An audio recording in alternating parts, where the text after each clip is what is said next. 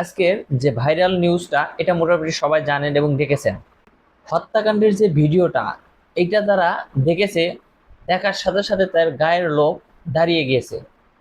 মানুষ কিভাবে পারে প্রকাশ্যে এভাবে মানে পাথর দিয়ে হত্যা করতে?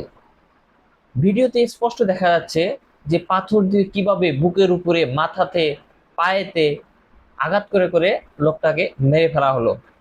তারা হত্যা করে শান্ত হয়নি, ওই লাশকে টেনে এনে তাহার উপরে চড়ে বুনো উল্লাস করতেছে। হায় হায়, আমার মনে হয় না বাংলাদেশের ইতিহাসে কখনো এইরকম নির্মম হত্যাকাণ্ড কেউ দেখেছে।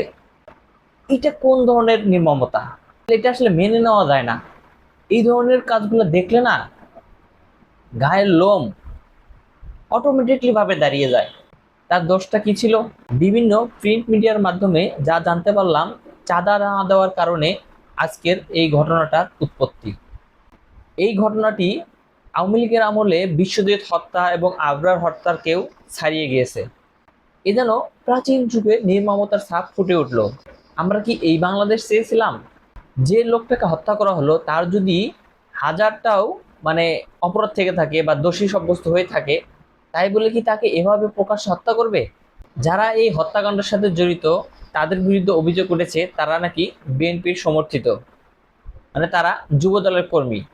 একটা সময় আমরা আওয়ামী লীগ সমর্থিত লোকের কাছে শুনতাম যে বিএনপি যদি ক্ষমতায় আসে তারা নাকি আওয়ামী লীগকে ছাড়িয়ে যাবে।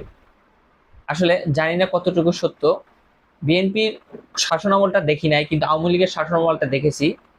কিন্তু আমরা চাই না বিএনপির মতো একটা বড় দল তারা আওয়ামী লীগের মতো স্বৈরশাসক হয়ে উঠুক। সবাই জানে বর্তমানে বড় দল হলো বিএনপি, সামনে নির্বাচন হলে বিএনপি ক্ষমতায় আসবে, তাই তাদের বিরুদ্ধে কেউ কথা বলতে চায় না। বিএনপির মতো বড় দলের কাছে রিকোয়েস্ট থাকবে, আপনারা আপনাদের নেতাকর্মীদের কন্ট্রোলে করুন।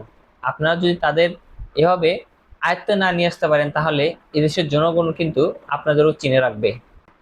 এই দেশটা যে হাজারো রক্তের বিনিময়ে যে 71 সালে স্বাধীন হয়েছিল, তারপরে কিন্তু দুর্নীতি থেকে শুরু করে বিভিন্ন দিক দিয়ে আমরা অনেক এগিয়ে, কিন্তু উন্নতির দিক দিয়ে আমরা একদম পিছিয়ে। তাই এখন সুযোগ এসেছে দেশটাকে সুন্দরভাবে গড়ে তোলার।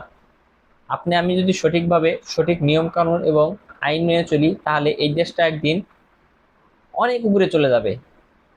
যাদের হাতে আমাদের আগামীর বাংলাদেশ যাবে, তারা যদি এইরকম ঘটনা ঘটায় তাহলে এই দেশটা কাদের হাতে নিরাপদ? নির্বাচনের আগে আপনি আমি সবাইকে ভাবা উচিত আগামীর বাংলাদেশ কাদের হাতে যাবে।